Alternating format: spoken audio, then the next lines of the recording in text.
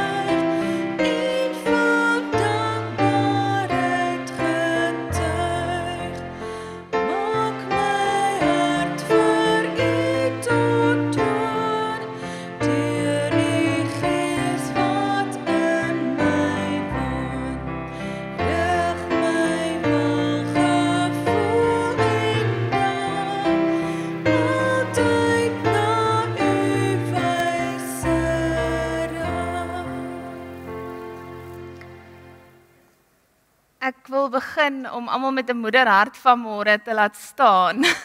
Asseblief, waar's al die mammas?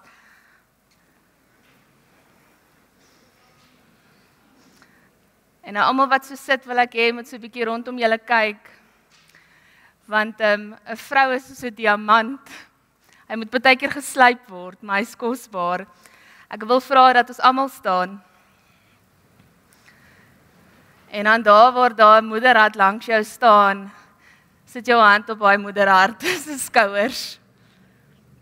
En dan vat ons 'n paar oomblikke vir stil gebed en ons seën hulle met alles wat daar is. Kom sluit die oë.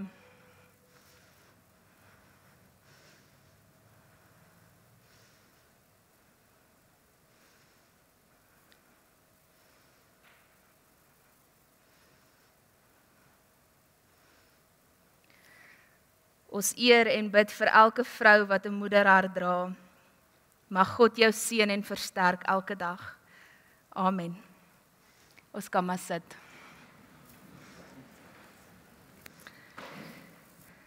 Julle sal sien ons aankondigingsboekies is uiteindelik terug na al die vakansiedae. So ons kan gou-gou deur hom gaan. Ons dink aan 'n klomp van ons mense. Ons dink nog al die pad aan oom Gert met sy gesondheid, aan Leon met sy rugoperasie wat herstel by die huis, Alet wat ook herstel met haar oogoperasie, Chris en Daleen Swart met hulle gesondheid, met Barbara, sy het klaar, sy is nog in die ICU as ek dit reg verstaan, maar dit gaan baie goed, op en af in terme van infeksies, maar die operasies is die dokters baie tevrede mee. Dan dink ons aan Anne-Marie met haar gesondheid, Pierre Laurens sterk tuis aan, nadat 'n gewas naby sy hart verwyder is. Ons dink aan Tannie Susan, dit gaan regtig nie goed met Tannie Susan Laurens nie, hou haar asseblief in julle gebede. En dan ook Tannie Leni Malherbe, herstel na 'n knievervangingsoperasie. So ons dink regtig aan ons mense. En dan vier ons ook 'n paar verjaarsdae. Oom Jean, hy verjaar Woensdag. Ek het oom gesien iewers, daar's oom daar agter, happy birthday vir Woensdag, mag dit 'n mooi jaar wees. Donderdag is Jack Smit, Vrydag Attie Bester en Petro van der Merwe en Saterdag is dit Sybrand Burger. Is een van julle in die kerk vanmôre, behalwe vir oom Jean? Dan sê ons net vir oom Jean happy birthday. Dan bevestig ons ook vir Kobus van der Walt vandag as diaken, baie opgewonde daaroor. Jy kan vir baba boontoe bring, want is die mooiste baba in die wêreld. En dan ons klere en wit olifant verkope, daarso sien julle al die reëlings. En dan begin ons ook met ons winterprojek, wat uit 2 bene bestaan. Een is 'n sopprojek, so ons samel plastiek bakkies in. En dan soppoeier, groente, so julle kan dit kom aflaai by die kerk, dit word verwerk en sop word gemaak daarvan. En dan komberse, ons wil julle 'n bietjie challenge met 'n kombersprojek. Ons wil hierdie saal van ons vloer vol komberse gooi, en dan dit gaan uitdeel aan die wat dit nodig het, so asseblief, dit kan ou komberse, nuwe komberse, net solank dit skoon komberse is, kan julle vir ons bring. En dan het ons ook ons bedieningsvergaderings vandag. Ek voel soos 'n hartelose dominee vanoggend hier voor, omdat daar vergaderings op Moedersdag is, maar dit was regtig net 'n ou voetfoutjie geweest, daar was soveel vakansie daar geweest, die Sondag was die eerste oop Sondag, so toe vat ons hom. So ek is jammer daaroor, maar ons sal nie langer as 'n uur wees nie. Al 'n bedieningsgroep wat hier bykom is super seniors en hulle kom hier in die kerkkantoor by mekaar. En ek dink dis dit, is daar enigiets van julle se kante af? Nee, dominee, ons is tevrede, wonderlik. Terwyl ons so sit, begin ons met ons toetrede lied 188 vers 1, 2 en 3, kom dank nou almal God.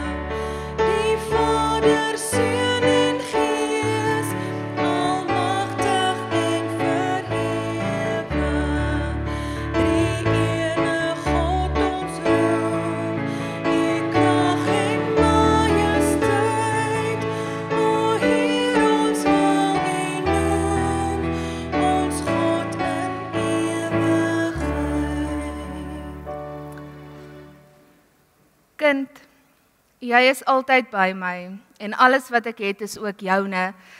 Maar ons kan tog nie anders as om fees te vier en bly te wees nie, want hierdie broer van jou was dood en hy lewe weer. Hy was verlore en ons het hom teruggekry. Amen. Genade, vrede en liefde van af die Here ons God, wat jou op jou naam geroep het en jou redding verkondig. Amen. Kom ons staan en sing ons saam lied 190 vers 1, 2 en 3, Grote God, aan U die eer.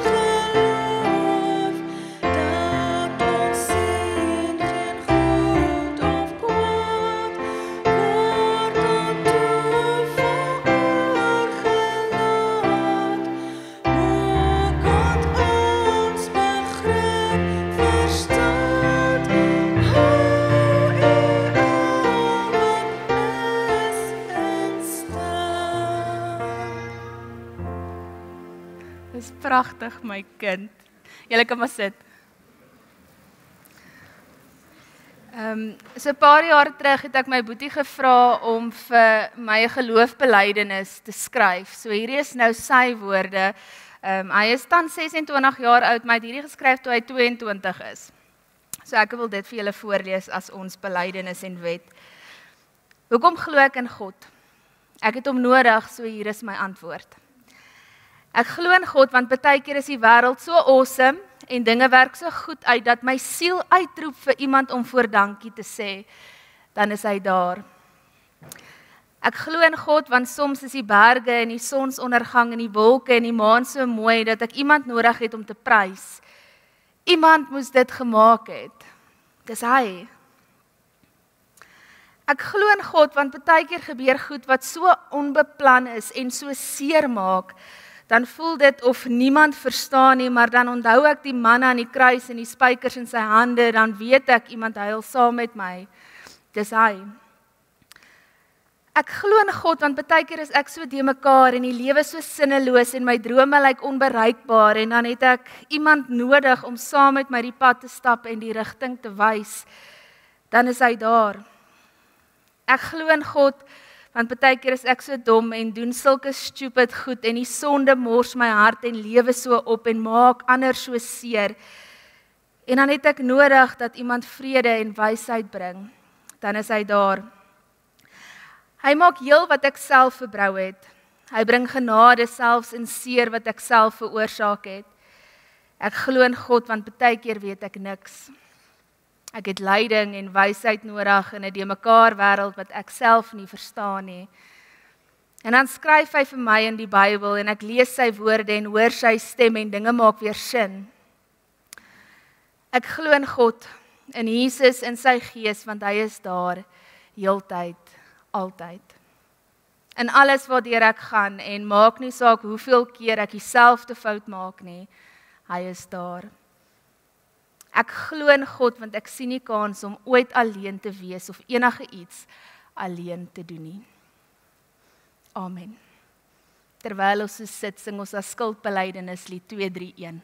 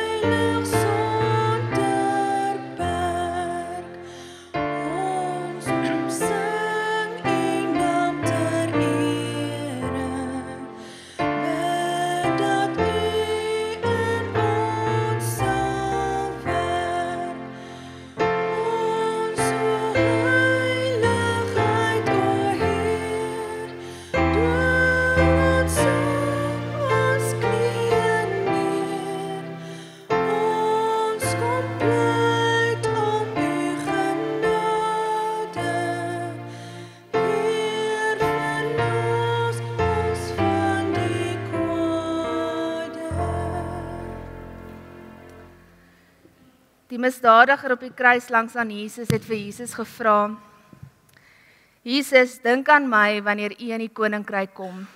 En die Here het hom verseker, vandag sal jy saam met my in die paradys wees. Die belofte is vir almal wat hulle sondes erken en die koning om vergifnis vra. Aan God die dank, ons sondes word vergewe, alleenlik deur genade en nie verdienste nie. Amen.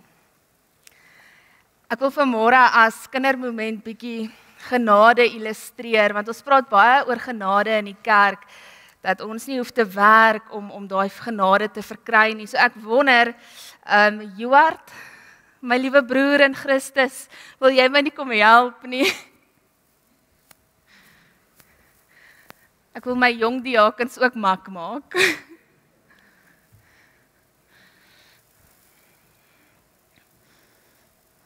So staan, sodat almal jou so half kan sien. So hierso is 'n goeie plek. En ek het jou gekies want jy's groot en sterk. OK. So, baie keer wat gebeur is, ons probeer werk om God se genade te kry, nê? So ons sê as ons Bybel lees en baie Bybel lees, dan gaan ons God se genade kry. OK. Ons sê, as ons hard werk en ons gaan kerk toe elke Sondag, gaan ons genade kry, né? OK, kerk toe gaan. Ons sê, as ons baie bid, gaan ons genade kry, né?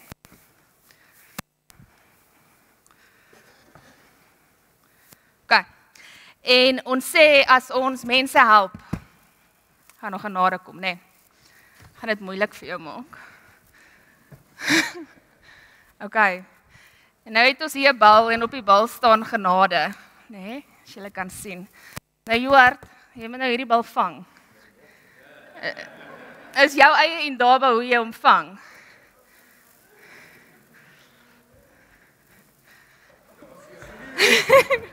OK. So, die punt is, jy moet die bokse laat gaan om die bal te kan vang. So genade werk nie met werke nie, né? Dis iets wat ons onverdiend ontvang. OK? Jy kan gaan sit, dankie.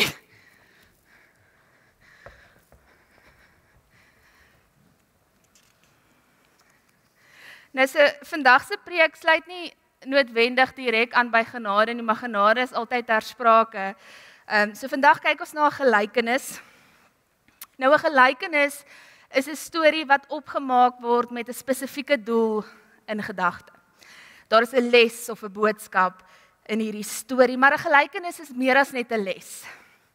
'n Gelykenis probeer verby die denke, verby die kop, verby die hamstertjie op die wielietjie bo kom en direk met die hart praat. Nou voordat ons hierdie gelykenis saam lees, wil ek eers my intensie met vanoggend se preek met julle deel. En dit is eintlik baie maklik. Ek glo dat hierdie antieke storie jou ontmoet waar jy vandag is. Hierdie storie kan jou uitdaag om eerlik te wees oor waar jy jouself vandag bevind. My intensie is om vir julle te wys hoe hierdie storie van 2 seuns en 'n pa ten diepste ook my en jou storie is. Met dit alles gesê, kom ons raak rustig, dan bid ons saam.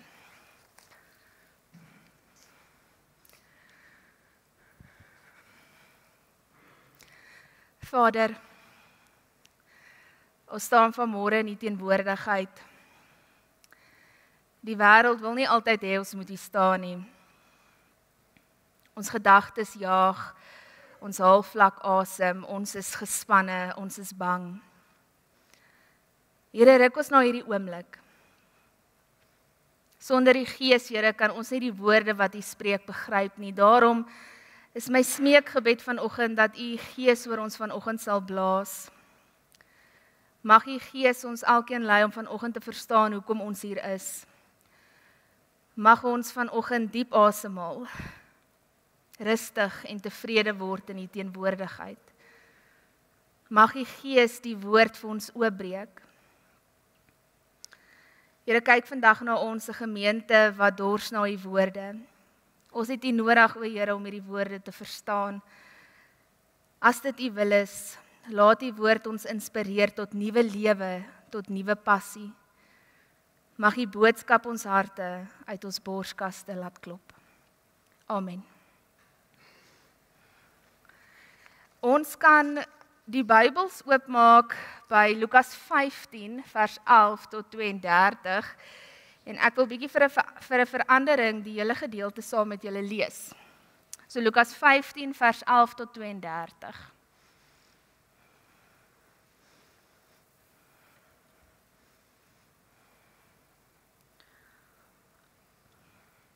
Het julle vir Lukas? Ek sien nog so 2 of 3 wat soek.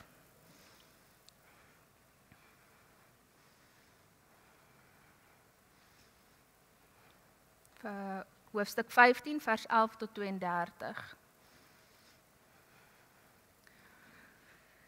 Verder het Jesus gesê: Daar was 'n man wat 2 seuns gehad het. Die jongste het vir sy pa gesê: Pa, gee my die deel van die besittings wat my toekom. Hy het toe die goed tussen hulle verdeel. Nie lank daarna nie, het die jongste seun alles tot geld gemaak en van die ouerhuis af na 'n ver land toe vertrek. Daar het hy sy geld verkoos deur losbandig te lewe. Nadat hy alles deurgebring het, het daar 'n kwaai hongersnood in daardie land gekom en ook hy het begin gebrek ly. Hy het toe sommer by een van die mense van daardie land gaan bly en die het hom na sy plaas toe gestuur om varke op te pas. Daar het hy gewens hy kon sy honger stil met die pele wat die varke eet, maar niemand het hom daarvan gegee nie. Toe kom hy tot inkeer en sê: My pa het wie weet hoeveel dagloners en hulle almal oorgenoeg kos, en hier vergaan ek van die honger. Ek sal dadelik na my pa toe teruggaan en vir hom sê: Pa, ek het teen God en teen pa gesondig, ek is nie meer werd om pa se seun genoem te word nie. Behandel my soos een van pa se dagloners. En hy het sonder versuim na sy pa toe teruggegaan. Toe hy nog ver aankom, het sy pa hom al gesien en hom innig jammer gekry. Hy hardloop hom tegemoet, omhels hom en soen hom. Toe sê die seun vir hom: Pa, ek het teen God en teen pa gesondig, ek is nie meer werd om pa se seun genoem te word nie. Maar sy pa roep sy werksmense: Maak gou, bring klere die beste en trek dit vir hom aan. Sit vir hom 'n ring aan sy vinger en trek vir hom skoene aan en bring die vetgemaakte kalf, slag hom en laat ons eet en fees vier. Hierdie seun van my was dood en hy lewe weer. Hy was verlore en ek het hom teruggekry. Toe het hulle begin fees vier. Sy oudste seun was nog in die veld. Toe hy terugkom en naby die huis was, hoor hy die musiek en die singery. Hy roep toe een van die bediendes nader en vra hom wat aan die gang is. Die bediende antwoord: U broer het gekom en u pa het die vetgemaakte kalf geslag omdat hy hom behoue en gesond teruggekry het. Toe die oudste seun kwaad geword en hy wou nie in die huis ingaan nie. Sy pa gaan toe uit en praat mooi met hom, maar hy antwoord: Kyk, al die jare werk ek soos 'n slaaf vir pa. Nog nooit het ek 'n opdrag van pa verontagsaam nie en vir my het pa nog nooit eers 'n bokkie gegee sodat ek saam met my vriende kon feesvier nie. Maar nou dat hierdie seun van pa wat pa se goed met prostituie deurgebring het teruggekom het, het pa vir hom die vetgemaakte kalf geslag. Toe sê die pa vir hom: Kind, jy is altyd by my en alles wat ek het is ook joune. Maar ons kan tog nie anders as om fees te vier en bly te wees nie, want hierdie broer van jou was dood en hy lewe weer. Hy was verlore en ons het hom teruggekry. Tot sover. Nou, hierdie storie het nie gebeur nie. Hierdie pa en 2 seuns het nooit geleef nie. Met dit gesê kan ons sommer na die hart van die saak toe spring. Jesus vertel die storie om iets uit te beeld van God en ook die mens. En natuurlik wat gebeur as die mens se paadjie met God se kruis. Om die storie te verstaan, kom ons begin deur die obvious elemente uit te lig, né? In die eerste plek verteenwoordig die pa karakter vir God, yes. In die tweede plek verteenwoordig die seuns die mens, ek en jy. So daar's 'n pa en 2 seuns. Die een seun vra vir die pa om vir hom sy erfporsie te gee. So kom ons stop net vir 'n oomblik gou daar. As Jesus hierdie storie vertel het, kan ek myself nie eers indink hoe die mense waarvoor hy die storie vertel het sou reageer het nie. Hierdie is 'n radikale idee vir 2 redes. 1, om vir jou pa, dit is nou in daardie tyd te vra vir sy erfporsie of jou erfporsie, was een van die mees aanstootlikste en bedriegslikste dinge wat jy kon doen. Seuns het eers hulle erfporsie gekry nadat hulle pa gesterf het. So die seun kon letterlik na sy pa toe stap, sy pa in die oë gekyk het en vir sy pa gesê het, pa, jy is dood vir my. 2, aangesien die seun sy deel vroeër vat, beteken dit dat die ander broer ook later minder sal kry. Ek meen, dis tog hoe dit werk. Hoe meer jy het om in te sit, hoe meer maak jy op die langtermyn. En die feit dat die helfte van die waarde van die boerdery nou ontneem word, beteken dat die hoeveelheid wins wat die boer op die langtermyn maak, aansienlik minder is. Dit beteken ook dat die ander broer minder gaan kry. Ten spyte hiervan lees ons in die laaste deel van vers 12 dat die pa die erfporsie vir die seun gee. En in vers 13 sien ons dat die seun sy deel vat en hy loop. Ons lees dan dat die seun homself vasloop teen die lewe. Soos ons doen, né? Wie in hierdie kerk vandag kan nie dieselfde sê nie. Wie het al planne gemaak wat net nooit uitgewerk het nie. Wie van ons het nog nooit die verwerping van die samelewing ervaar nie. Wie van ons het nog nie gevoel soos 'n mislukking nie. Partykeer werk ons planne dood eenvoudig nie uit nie. Partykeer maak ons droog. Partykeer maak ons mense seer en mense maak ons net so seer. Die lewe kan maar brutal wees, maar julle weet dit. En ons neem deel aan hierdie lewenswedloop of ons nou wil of nie, en partykeer verloor ons. Die seun het alles verloor, vers 14, en nie hoe nie, sy worst case scenario het waar geword. In vers 17 en 18 lees ons dat die seun besef dat hy dit nie in hierdie wêreld kan maak nie, en dat hy beter gaan wees om vir sy pa te gaan werk. So hy moet teruggaan. En op pad terug begin hy die storie wat hy vir sy pa gaan vertel oefen. So hy sê in vers 18 en 19, Pa, ek het teen God en teen pa gesondig, ek is nie meer werd om pa se seun genoem te word nie. So kom ons stop dit gou vir 'n oomblik daarso. Hier is waar die storie wat Jesus vertel en ons storie vandag baie kruis. Hier is waar die storie van die Bybel 'n werklikheid raak vir my en vir jou. Of ons nou wil of nie, ons vertel heeltyd stories vir onsself oor wie ons is. Die jonger broer se storie is een wat ons ook al goed ken. Die storie van my foute en my broosheid bepaal my waarde. Klink dit dalk bekend? Net soos hierdie seun, het elkeen van ons 'n storie wat ons vir onsself vertel van ons eie waarde. Ek is nie slim genoeg nie, ek is nie sterk genoeg nie, ek is nie mooi genoeg nie, ek doen nie genoeg goeie dinge nie, ek lees nie genoeg Bybel nie, ek is nie die beste Christen nie, ek is nie 'n goeie werknemer nie, ek bid nie genoeg nie, ek is net nie goed genoeg nie. Nou toe die seun by die huis aankom, het hy iets gekry wat hy nie verwag het nie. Hy het nog probeer vir sy pa die storie vertel wat hy geoefen het op pad na sy pa toe. Maar die pa vertel 'n ander storie. Die pa gee opdrag aan een van die werkers in vers 22 en 23. Hy sê, maak gou, bring klere die beste en trek dit vir hom aan. Sit vir hom 'n ring aan sy vingers en trek vir hom skoene aan en bring die vetgemaakte kalf, slag hom en laat ons eet en fees vier. Die seun wat teruggekom het, het probeer om sy storie vir die pa te vertel. Sy storie van hy wat nie goed genoeg is nie. Maar die pa het 'n ander storie vertel oor wie die seun is. Die pa sê, hierdie seun van my was dood en hy lewe weer, hy was verlore en ek het hom teruggekry. Die seun se storie lei na rou, hartseer, verdriet.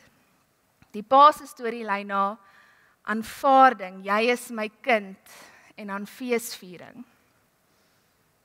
Die pa glo en vertel 'n ander storie oor wie die seun is.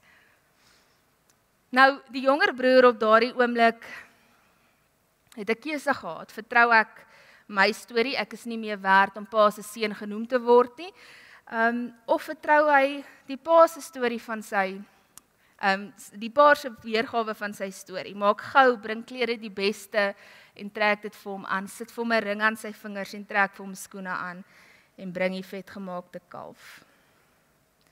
Hou hy vas aan sy weergawe van die storie? Of vertrou hy sy pa se weergawe van die storie? In vers 25 tot 28 lees ons dat die ouer broer sien wat aan die gebeur is en dit heeltemal verloor.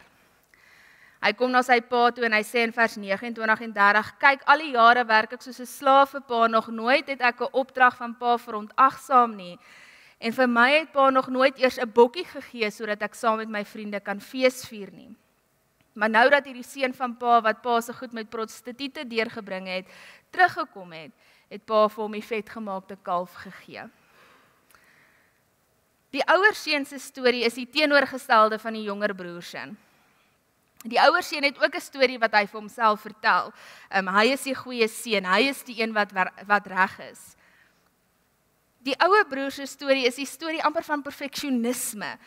Baie van ons ken perfeksionisme, wat is dit, baie van ons sukkel daarmee ook elke dag. Perfeksionisme is so half 'n selfvernietigende en verslawende verstaan van hoe die wêreld werk.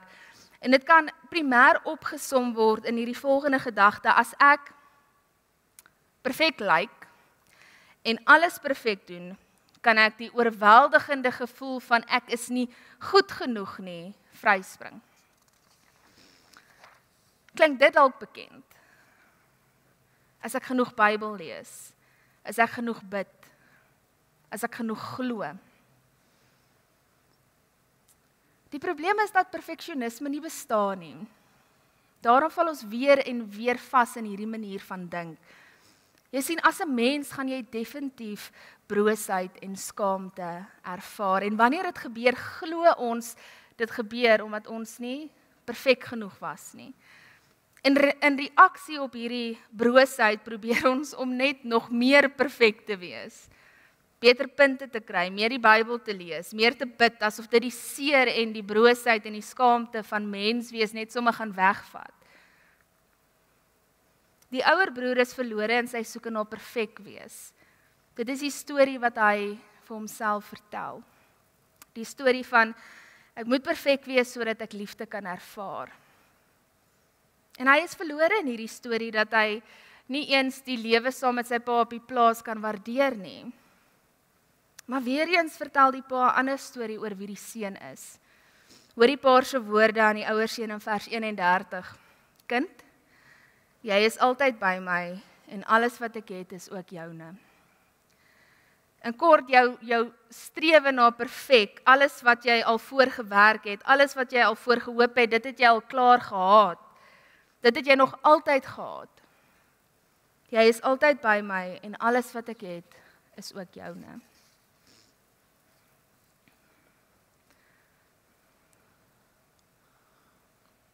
Nou, indien ek jou heeltemal verloor het in hierdie boodskap, nou is jou tweede kans om die boodskap te snap.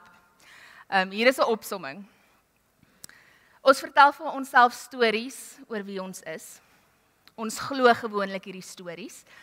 Soos met die broers speel dit af op 'n spektrum tussen te glo dat ons nie goed genoeg is nie of om bang te wees dat ons nie goed genoeg is nie. En dan streef ons na perfek wees om te probeer bewys dat ons wel goed genoeg is. Die evangelie kom vertel vir ons 'n ander storie oor wie ons is. En die vraag, en dis 'n vraag waarmee ek julle wil los vanmôre is, kan jy kies om te vertrou in God se storie oor wie jy is?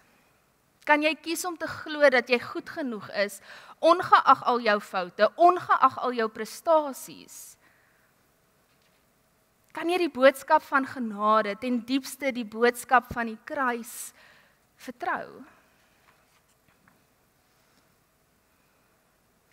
Die evangelie is die storie van genade.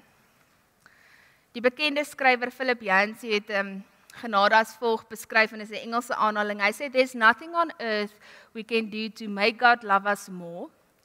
There's nothing on earth we can do to make God love us less." Hierdie storie, die gelykenis van die verlore kinders, verseker ons dat ons waardig is van liefde, ongeag hoe ons eie stories vertel. Ongeag waar jy vandag is, op die beste van plekke, op die slegste van plekke. Ek glo die beginpunt lê in hierdie ongelooflike stelling. God die skepper van die heelal sê vir jou, jy is altyd by my, en alles wat ek het is ook joune. Hierdie stelling, dink ek, kan eintlik ook as 'n belydenis gebruik word. En hoewel hierdie belydenis nie die pyn en die onsekerheid wegvat nie, kan dit jou die moed gee om jou storie te face en te glo dat hierdie storie nog nie klaar is nie. God het 'n plan. Gemeente, mag julle God se hervertelling van julle storie, van wie jy is, glo. Kind, jy is altyd by my, en alles wat ek het, is ook joune. Amen. Kom ons sluit die oë.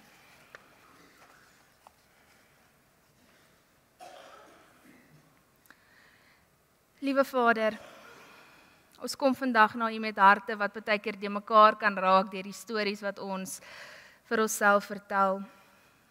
Ons is so dikwels vasgevang in die idee dat ons nie goed genoeg is nie, dat ons foute ons definieer en dat ons moet streef na perfek wees om liefde en aanvaarding te verdien. Maar U vertel vir ons 'n ander storie, 'n storie van genade en liefde. Dankie Vader, dat U ons nie beoordeel op ons foute nie, maar dat U ons omarm met U liefdevolle genade. Mag ons nie langer vasgevang wees in die lees van perfek wees en selftwyfel nie, maar eerder lewe in die lig van die waarheid. Ons bid ook vir die moed om die storie van liefde en genade vir onsself te aanvaar. Mag ons nie langer ons eie verhaal van mislukking en ontoereikendheid koester nie, maar eerder die boodskap van hoop en herstel. Mag ons lewens 'n getuienis wees van U vergifnis en genade. Mag ons die vryheid vind om te wees wie U ons geroep het om te wees. Amen.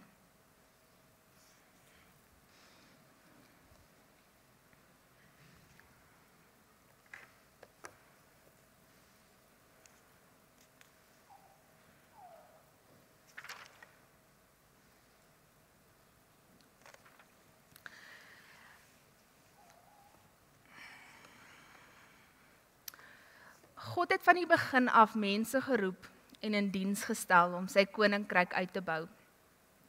Net so het Jesus ook mense geroep om sy werk op aarde voort te sit.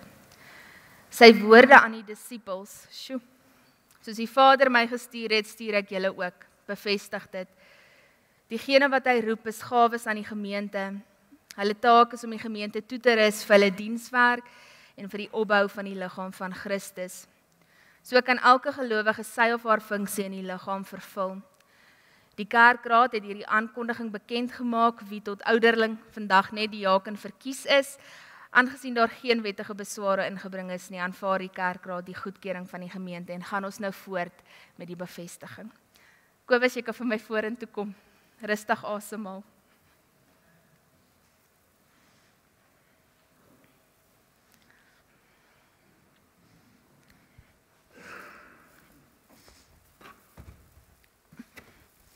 jy vir my aan hierdie kant kan staan, ja, dan kan almal sien. Sy. Kobus, nou die Here het elke gelowige as profeet, priester en koning gesalf met die doel om in die alledaagse lewe en ook binne die gemeente tot eer van God en tot diens in sy koninkryk te leef. Om hierdie rede was daar nog altyd vir alle gelowiges geleentheid om hulle gawes betrokke te wees in die gemeente. Deur jou verkiesing as kerkraadslid gee God aan jou die geleentheid om jou liefde vir hom konkreet uit te leef. In die proses sal jy self nog verder geestelik groei en ervaar dat God jou talente versterk. Jy is verkies as 'n amptdraer van die gemeente en moet dus op 'n baie besonderse manier leiding neem in die gemeente. Ek het nou so 4 vrae en jy kan nee sê, maar ek sal verkies as jy ja antwoord op hulle. No pressure. Is jy daarvan oortuig dat God self jou deur sy gemeente tot hierdie besonderse diens geroep het? Aanvaar jy die Ou en die Nuwe Testament as die enigste onfeilbare woord van God en as die volkome leer van die verlossing en verwerp jy alle lering wat daarmee in stryd is? Beloof jy om jou ampt volgens hierdie leer getrou te vervul? En aanvaar jy dat jou medegelowiges die verantwoordelikheid het om jou te help om op die regte pad te bly? Hoe antwoord jy? Ja, Dominee. Nou, ek wil vra dat ons huidige kerkraad wat hier onder sit asseblief sal vorentoe kom en ons nuwe kerkraadslid vir ou Kobus sal verwelkom. En dan sodra julle hier bo is, dan gaan ek die gemeente vra om te staan en dan sing ons 'n seëngebed vir jou werk vorentoe. Kan. Julle kan maar opkom, jong.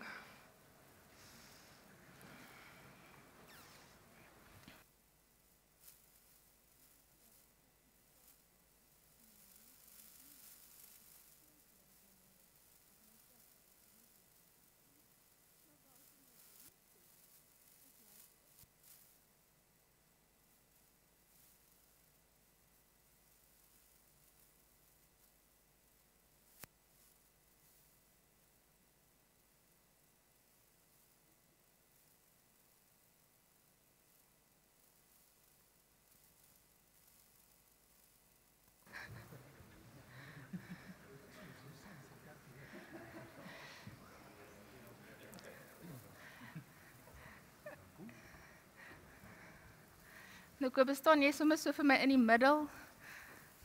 En dan gemeente kom ons staan en dan sing ons lied 268 dink ek as seëngebed.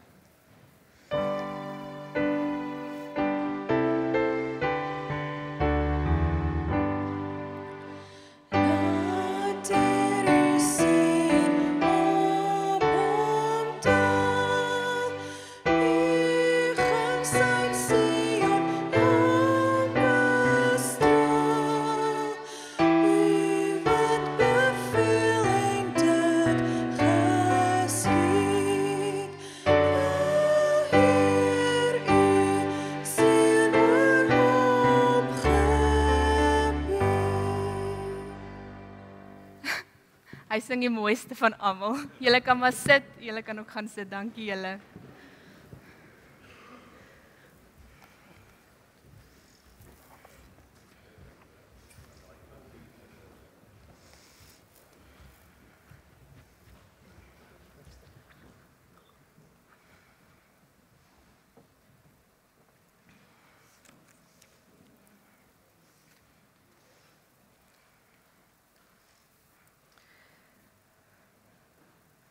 As almal rustig is, dan sal daar nou tyd wees om die Here te dien met julle liefdegawes.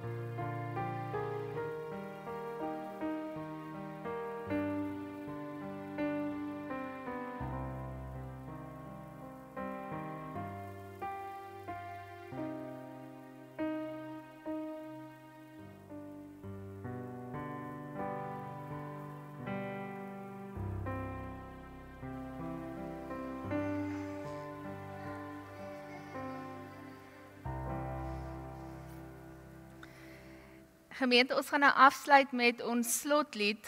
Nou, ek wil julle uitdaag om harder te sing as hierdie kind. Hy ken nie die woorde nie, maar hy sing uit volle bors uit. So dit is julle uitdaging van môre met ons laaste lied, lied 201, al 3 verse, lof sing die Heer, buig voor hom neer. Kom ons staan.